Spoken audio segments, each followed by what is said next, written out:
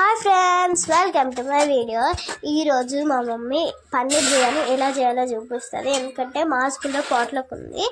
ఎలా పన్నీర్ బిర్యానీ చేయాలో చెప్పేద్దాం. ఫస్ట్ వచ్చేసి వాటర్ వేసుకోవాలి. వాటర్ వేసుకున్న తర్వాత కొంచెం సాల్ట్ వేసుకోవాలి.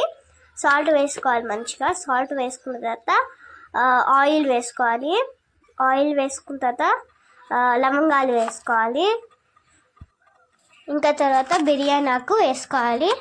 బిర్యానీ ఆకు వేసుకున్న తర్వాత సాజీర వేసుకోవాలి. తర్వాత ఈ ఆకులు వేసుకోవాలి. తర్వాత మిక్సీలో వచ్చేసి జీలకర్ర, ఇంకా కారం పొడి, ఇంకా సాల్ట్, ఇంకా ధనియాల పొడి, వెంచిన టమాటా, కారం, ఇంకా ఉల్లిపాయలు. ఇప్పుడు అవి పక్కన పెట్టుకొని ఇప్పుడు ఒక పెనంలో ఆయిల్ వేసుకొని కాజు వేసుకోవాలి. మంచిగా వేసుకొని బాగా ఫ్రై చేసుకోవాలి. ఇంకా తర్వాత మంచిగా కాజుని ఆయిల్లోకి వేసుకొని బాగా ఫ్రై చేసుకున్న తర్వాత ముందు మనం అవి కాకులు అన్నీ వేసాం కదా, అందులోకి రైస్ వేసేసుకోవాలి. మనం రైస్ పెట్టుకున్నాం కదా, ఆ రైస్ వేసేసుకోవాలి మంచిగా.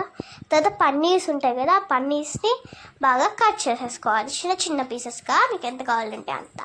తర్వాత అందులోకి పన్నీర్స్ వేసుకొని పసుపు, సాల్ట్, ఇంకా కారం వేసుకొని వదిలేసి తర్వాత అన్నం ఉడికిందో లేదో చూసేద్దాం. తర్వాత ఇంకా పన్నీర్లు అయితే కలిపేసుకుందాం నీట్గా. మంచిగా కలిపేసుకున్న తర్వాత మంచిగా ఫ్రై అవుతాయి. తర్వాత అవన్నీ తీసి ఒక ప్లేట్లో బౌల్లో వేసి పెట్టేసుకోవాలి.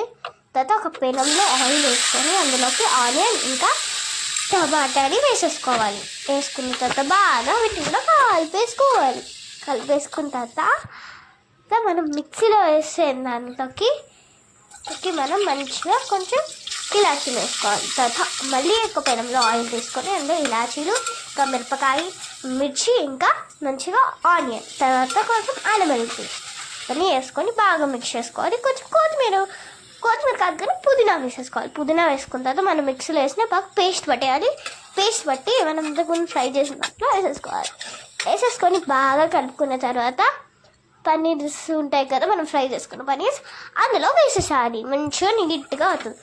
బాగా కలిపి మంచిగా ఫ్రై చేయాలి.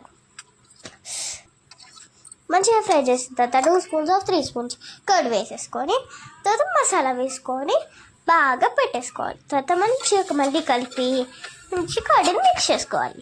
తర్వాత మంచిగా కలుపుకున్న తర్వాత మనం ముందు చేసుకున్న రైస్ ఉంటుంది కదా, ఆ రైస్ని అందులో వేసేసి తర్వాత ఇంకేమైనా పన్నీర్స్ ఉంటే అవి